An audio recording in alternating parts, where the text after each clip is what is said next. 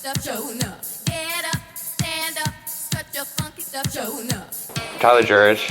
I've been the production manager for Monarch, Great Northern, and NSF. Well, I like Void for situations like this where we're in an intimate setting.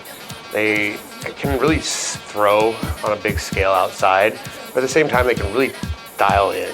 But they do very much just kind of sweeten everything. It's impressive.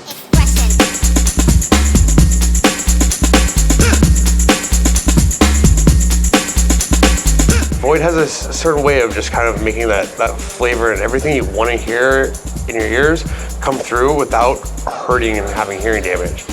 What I hear from the drivers or hear from the speakers is like an attention to detail to not hurt people, but also give them a lot of pleasure and be like in the moment. We're not even have to wear earplugs. I can have this place slamming and I don't have to have any ear protection. And people walk out and they're like, my ears aren't right, I can't believe that. And I'm like, yeah, well, you're welcome, but also Void's pretty great too, you know? And so that's why I've been a big Void fan.